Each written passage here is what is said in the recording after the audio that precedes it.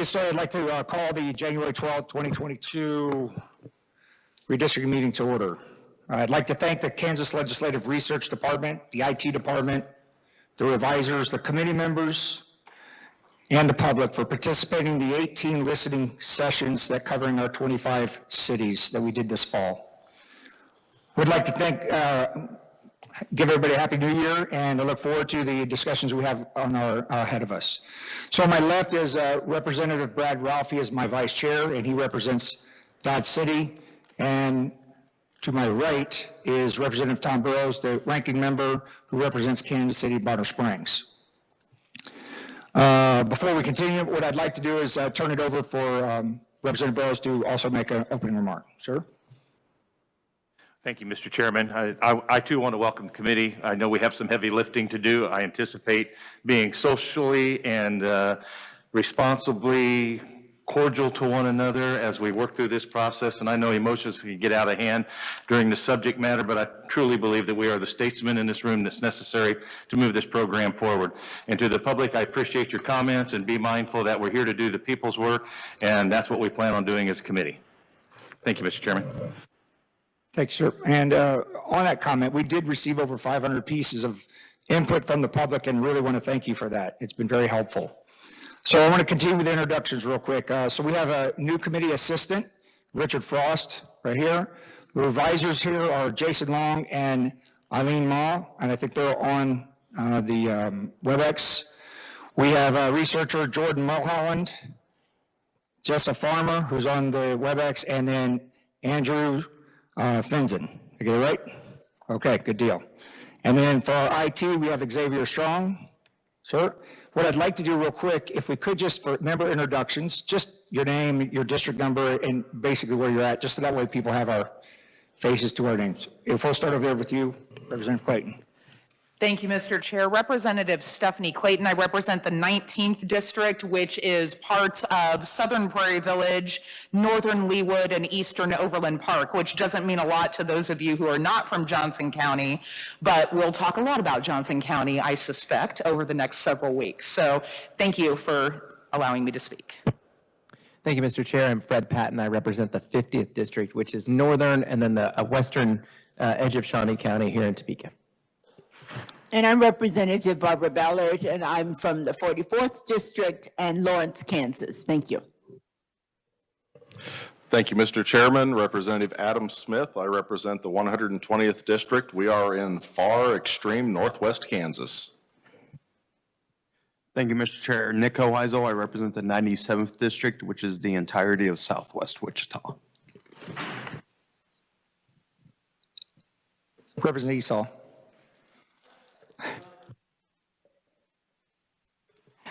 I'm Representative Esau, District 14, which is in the heart of Johnson County, Olathe, and Lenexa. Thank you, Mr. Chair. I'm Representative Bill Sutton from what's currently numbered as the 43rd District. It's the far extreme southwest corner of Johnson County. A lot of extremists on this committee. My name is Vic Miller. I represent the 58th District. If you look out the window, you'll see it. Thank you. Thank you, Mr. Chairman. I'm John Barker. I'm the representative from the 70th District, which is Abilene, Dickinson County, and Porter Marion County. Steve Hubert, 90th District, Eleven Valley Center, and it's all of northern Sedgwick County. Kyle Hoffman, 116th District, the extreme southern part of the state, right in the middle, 4 counties along the Oklahoma line.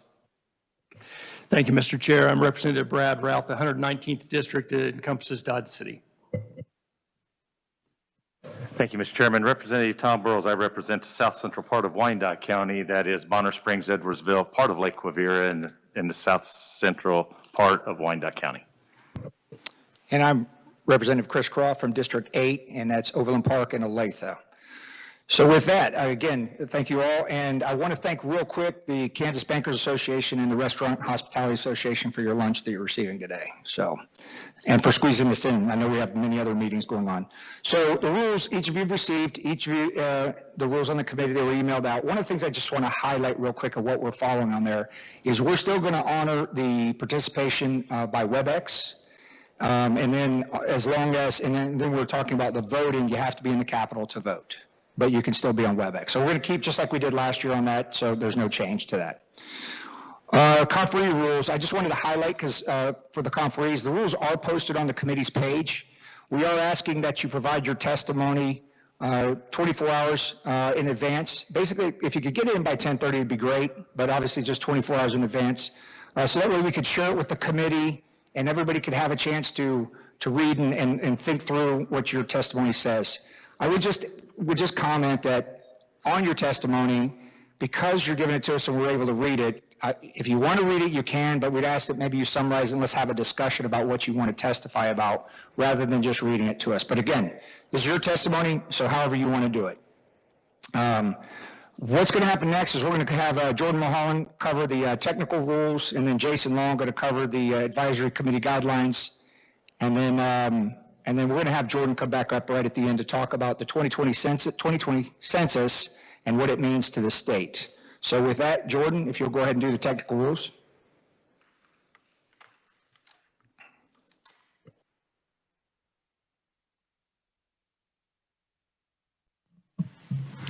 Thank you, Mr. Chair. Jordan Mulholland, Kansas Legislative Research Department. So in front of you today, you have a copy of the technical committee rules. These rules are just what they say. They are some technical provisions for map submission, and I'll go ahead and cover those. They also should be a digital copy online of these as well. And I forgot to mention too that these rules were adopted by the Redistricting Advisory Committee at their meeting last month. So to begin with, this states that all redistricting plans submitted to any committee of the legislature will be part of the public record and made available in the same manner as other committee public records. Any plan submitted to KLRD from a non-legislator is a public record. That means that legislator submitted plans would not be a public record until they're submitted to committee at that point. This has a couple provisions here about minutes. Just normally saying that those are going to be taken and maintained for the record, and that notices for meetings will be published online, posted in the same way that other meetings are noticed. The next section is submission of plans prepared outside the legislature. So this says that all plans prepared outside KLRD or a caucus office must be submitted for technical verification. We have provisions about all the census geography being accounted for and assigned to districts. And we have some other provisions about when we'll need those plans, and that those plans must be sponsored by a current member of the legislature. So on that point, I will also mention that we have some information on our KLRD website about the sponsorship of plans. So you could be approached by someone from an outside group or organization or a member of the public to sponsor their plan. We're asking that that information be submitted with those plans when they're submitted to KLRD, and there's a form on our KLRD website so that information can be provided to us at that time. We're also asking that the plans be submitted on a non-returnable flash drive with all those files and including contact information for that person. That information is also on the form, so we'll have a way to contact them. This also says that we are requesting a PDF image file for each of the maps that are submitted. That way we can see exactly what they are hoping to accomplish with that map, and we have a visual representation of that. District plan data shall be a block equivalency file. We've clarified on our website that those plans need to be in CSV file format, and if they are, this states in here later that there's quotation marks in the example. Those quotation marks are not necessarily needed if it's in the CSV file format, as long as that district information is complete for each piece of geography. Again, this provides some more detail about the map that must accompany each plan and the information that needs to be reported with that plan. The population information discusses race categories. We will just need the total population for each of those pieces of geography so that we can then pull that into our software. Next, this discusses staff review of plans. It states that each plan submitted to the committee must be a complete statewide plan and that an individual district plan could not be accepted. Our staff will review the plans to determine that those plans comply with the committee guidelines. And we also state that, those plans must be in the format that we stated in the rules here, and that we're not responsible for fixing those plans if it's in the wrong file format, as we've clearly stated, or we'll need to pull that in and review that plan.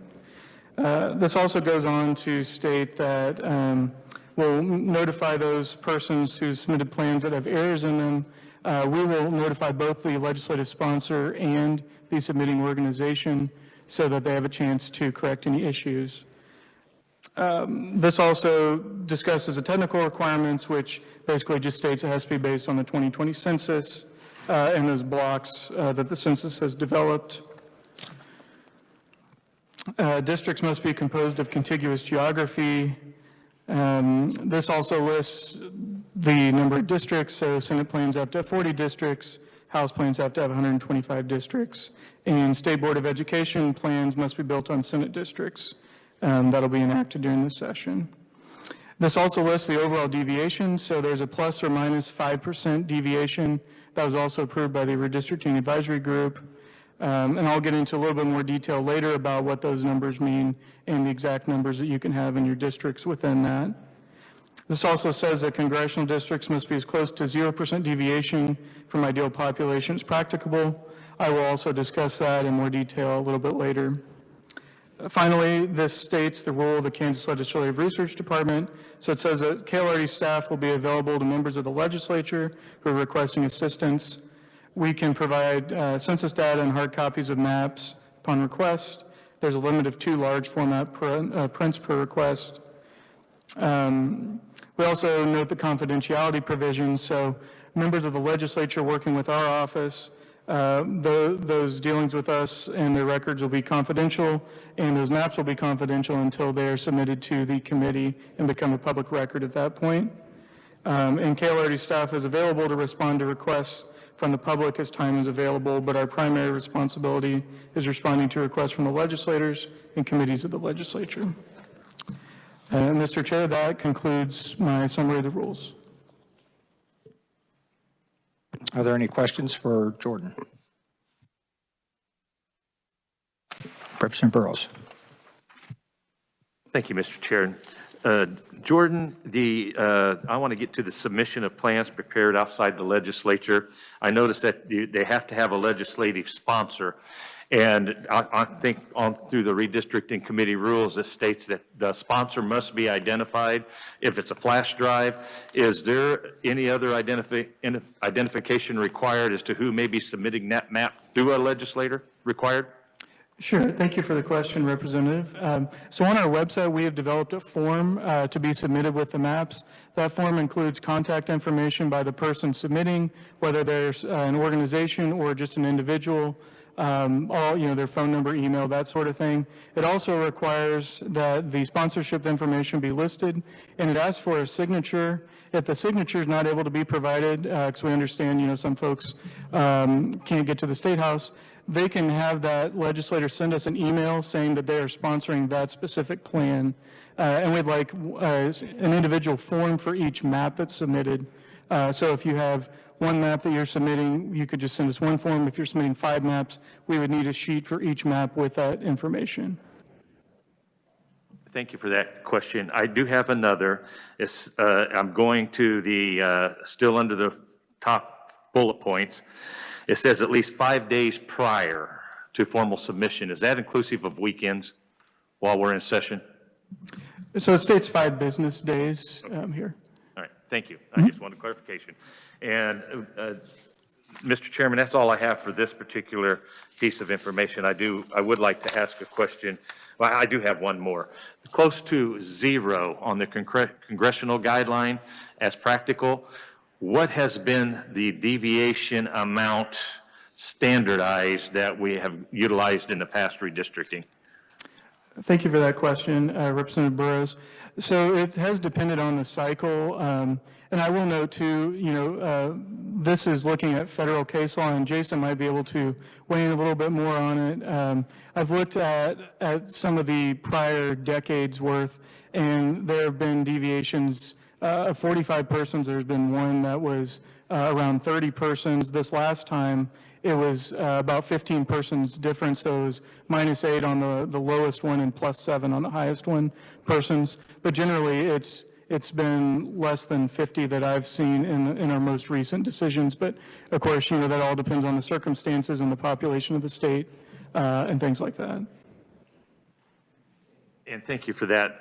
On the congressional maps, can they split precincts and neighborhoods to get to that ideal number? It's a little different than what we do with the House and Senate and what we're required to do, but are we allowed a little more freedom in getting to those exact numbers under the congressional maps?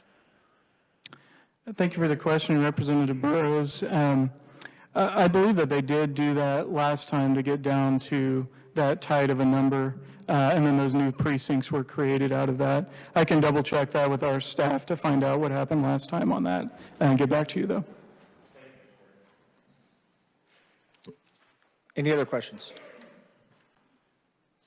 Okay, with that, thank you, Jordan. Appreciate it. And these are the technical rules that we will be following. I failed to do this, and I wanted to go back real quick. We have Representative Probst online. Is that correct?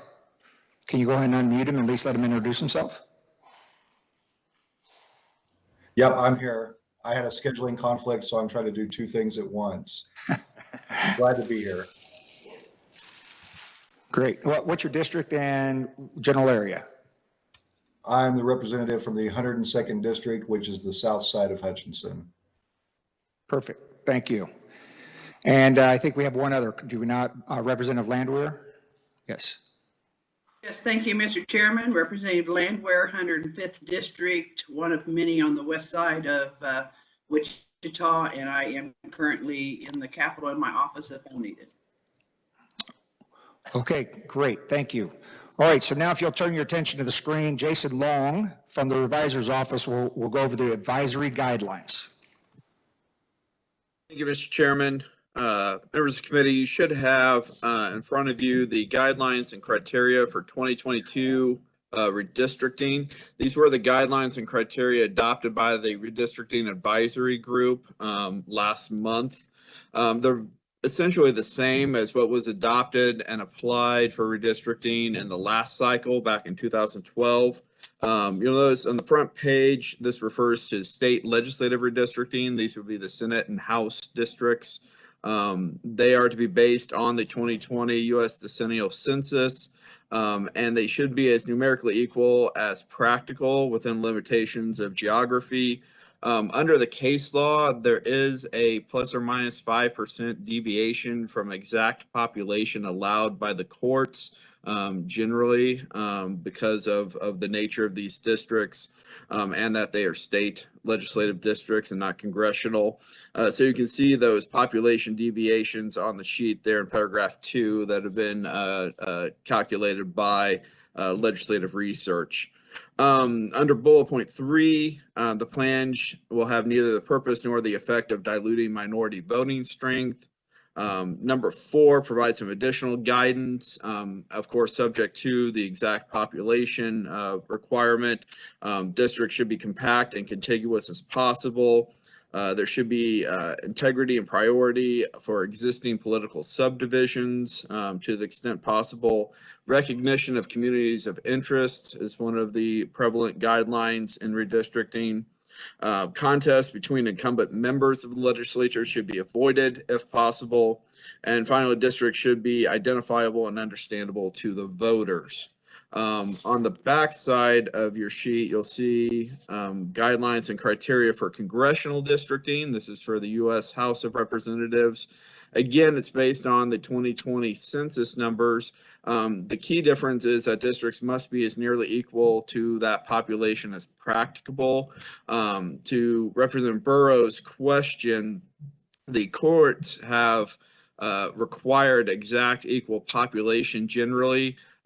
Just note that any deviation from that exact population could require justification by the state as to why the population is not equal. If there is a legal challenge to a congressional redistricting plan in the court, there may be a burden of proof on the state to justify why the districts are not exactly equal in population. They also, though, will still have neither the purpose or effect of diluting minority voting strength. They're under number 3.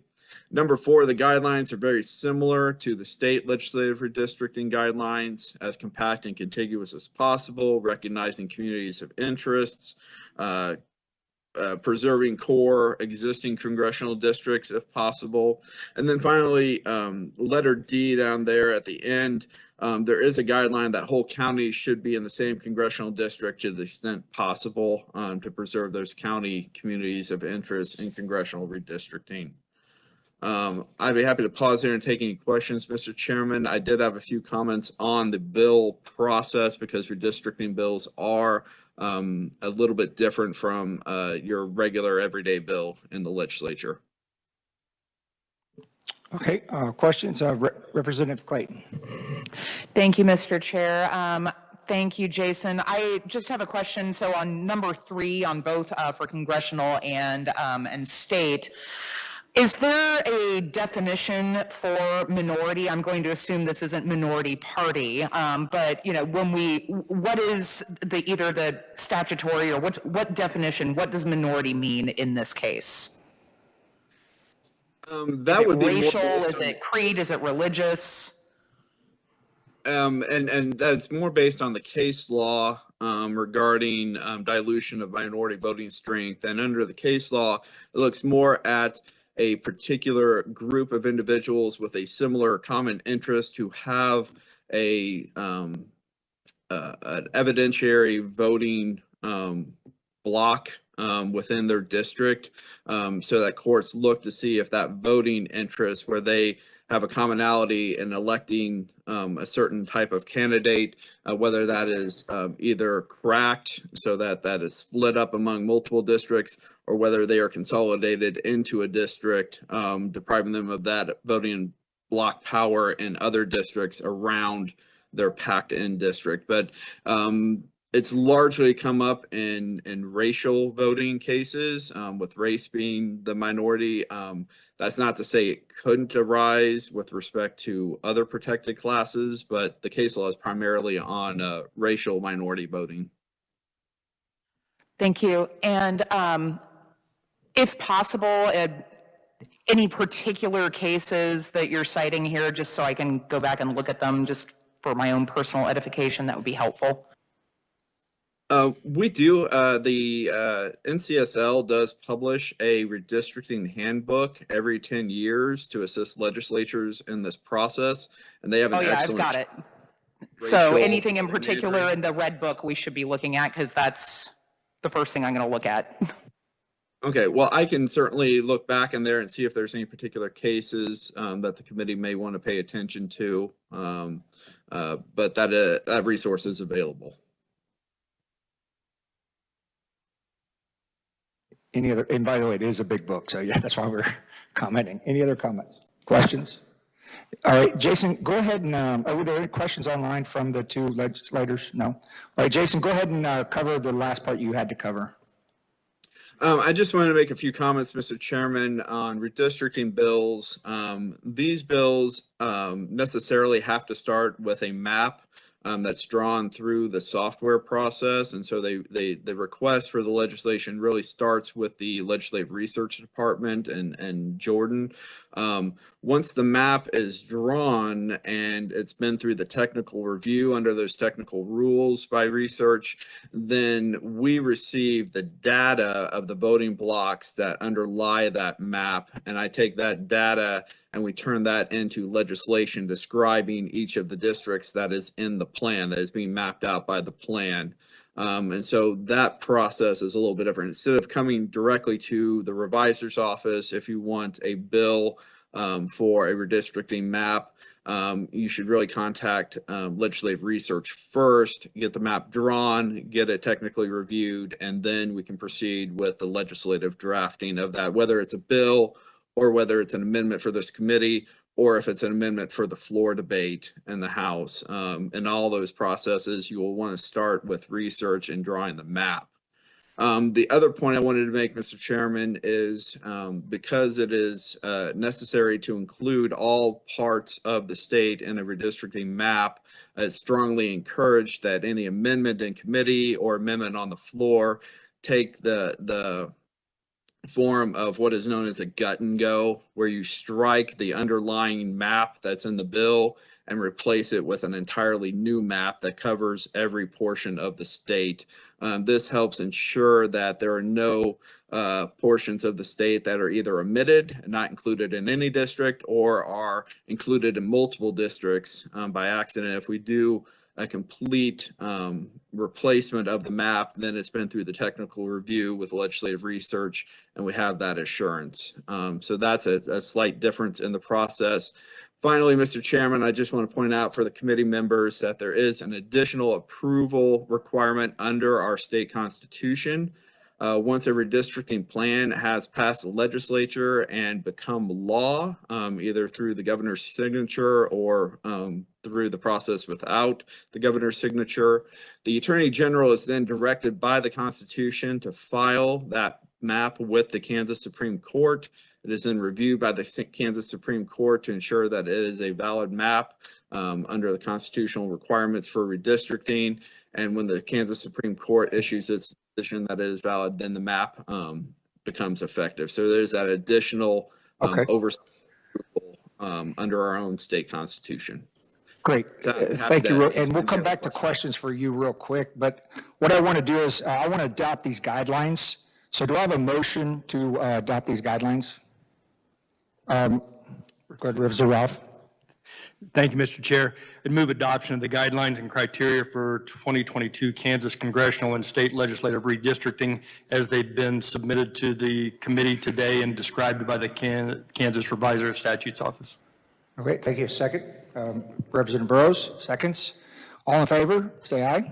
Aye. All opposed? No, the ayes have it. Thank you very much. And I know two of you have to take off and go to committee meetings, so thank you very much for your time. Yes, sir. I know you'll be back. We're back on Jason along real quick. He had just talked about the process, and I didn't give you a chance to ask questions. Does anybody have any questions? All right, Representative Hoheisel. Thank you, Mr. Chair. Thank you, Jason, for that explanation overview. I want to go back to that last part you said about the maps going to the Kansas Supreme Court for review. It's my understanding that it's just our state level maps and not our congressional maps that they review. Is that correct? No, it's all congressional. It's all redistricting plans have to go through the Kansas State Supreme Court for review. Okay. Okay. Thank you. Thank you for that, Mr. Chair. Any other questions? Okay, with that, thank you very much, Jason. Okay, back up to talk about an overview of the 2020 census. So we just kind of set the playing field, so we're all in the same sheet of music. Jordan, if you wouldn't mind kind of taking us through everything you've been talking about for the last 6 months. Thank you, Mr. Chair. Jordan Milholland, Kansas Legislative Research Department. I've asked my colleague online to share her screen with a map, so I'll give her a second to get that up.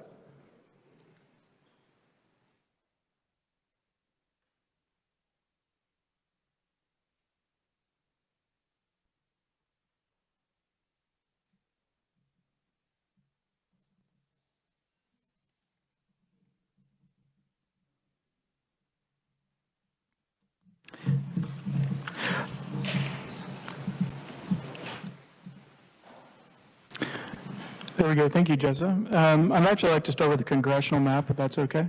And while she's pulling that up, I'll go ahead and start off with some of the information I was going to provide. So I won't get in real detail this morning, but I just wanted to provide a general overview of some of the population changes and some of those deviations that we've been talking about, so you all have an idea of what will be in these maps. So to start off with, as we all heard earlier this summer and in November, in 2020 on Census Day, it was determined that the state had a new population of 2,937,880 people, and that was a gain of over 84,000 persons.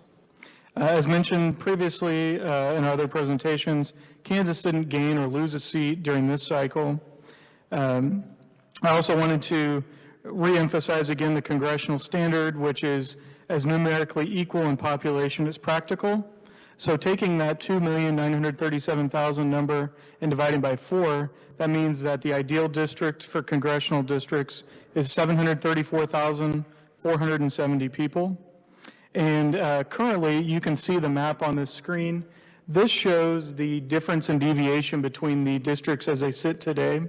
So the green district, which is District 3, Johnson-Wyandotte County with part of Miami County, that district is actually over by 7.87%. And then the orange districts are actually below that deviation number. So the District 1 is at minus 4.59%. And again, since the standard is numerically equal in population is practicable, this means that these districts will need to be brought much closer in population. Next, I'd like to bring up the House of Representatives map. We have a similar map for each of the House of Representatives districts.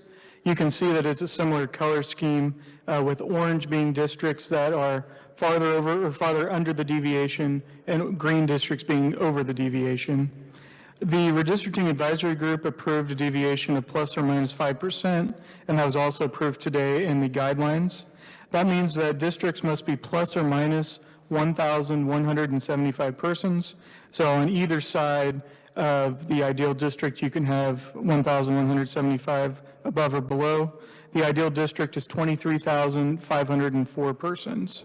So that gives you a range of 22,329 on the low side to 24,679 on the high side.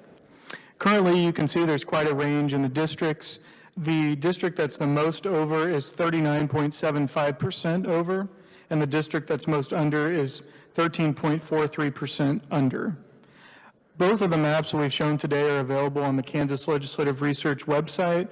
Below each of the maps, we have a table that lists each of the districts that tells the current population and how far above or below that ideal number each district currently is. Jessa, if you could scroll down on this house map, I also wanted to point out we have an inset for Johnson County on the left and Sedgwick County on the right. Actually, on the left has Wyandotte as well. But they show those areas that are have the smaller districts, so you can see exactly what colors each of those districts are. We also have a county level map as well on the KLRD website if you're interested in that. And Mr. Chair, that concludes my overview. I'd be happy to stand for questions on the population. Okay, open for questions. Representative Miller. Thank you. Thank you, Mr. Chairman. I want to preface my question to say that the question is not an advocacy, but it's presented for clarification, and it's the lawyer in me. I apologize that it's coming out, but Jordan, when you were explaining the maps, you used the terminology on legislative districts that they must be within the 5% tolerance. I would note that on the rules that we adopted, first of all, it's labeled guidelines, not requirements. And secondly, when it talks about the deviations, it doesn't say must or shall, it says should not, which I perceive or interpret to be different than a requirement. Am I wrong? That's a loaded question, by the way. Thank you for the question, Representative Miller. So I would defer to Jason to weigh in on that, but these are the guidelines that you've adopted. So when we review these maps for technical review, we'll be looking at that 5% plus or minus when we're running the computer reports and everything. Okay, well, let me try to be more direct. If someone submits a map and it has a district that is not within the 5% tolerance, is that not submittable? We would ask that person to fix their map to be within that deviation. That's my understanding. Okay. Actually, I like that answer. I happen to think we should, I didn't argue the point because I didn't think it was, I figured it was pointless, but I actually believe that we should strive to be as close to the ideal as possible and not pay too much attention to the 5% parameter. But your answer is consistent with that philosophy, and I appreciate it. Thank you. Thank you, Mr. Chairman. Jason, did you have anything else on that, or is there any other questions? Mr. Chairman, I would just add that the 5% plus or minus deviation is regarded as a safe harbor, and that state legislatures can adopt redistricting plans within that plus or minus 5% without the necessity of justifying the population deviations. Outside of that plus or minus 5%, in a legal challenge in court, the state might have the burden to show that their population deviation is justified to go above that plus or minus 5%, but it's a safe harbor. Okay, thank you very much. Any other questions from the committee online? Any questions? No? Okay, Jordan, thank you very much. All right, we're getting down to the last point. One thing that I wanted to cover here is the plan way ahead, how we're going to do this. We've had a lot of input. We've had a lot of conversations. The public started giving us stuff starting last year. So, I mean, now it's time we got to start drawing and we got to start working. So I just want to let you know the agenda that I'm trying to move forward with this as we go. So next week, what I'd like to do as a committee, and those that have been in committee with me before, I like to have these discussions. JG knows this well. I'd like to, next week on Tuesday, if you have maps that you've prepared, you're preparing, you have more of a concept that's solid enough, we'd like you to come in and present it on Tuesday. Let's talk about it. Let's get it out there. Let's have the discussions about it on Tuesday as a committee. And then what I'd like to do even later in the week is, based off what we've heard, move forward with a hearing so we can have some more formal stuff. We can go in that process, and you've heard the process we have to go through. And then maybe we'll do some possible action as we go through later on in the week. But again, it's a long process. I just wanted to get us moving in the right direction. It's gonna take a life, and we just want to make sure we get there.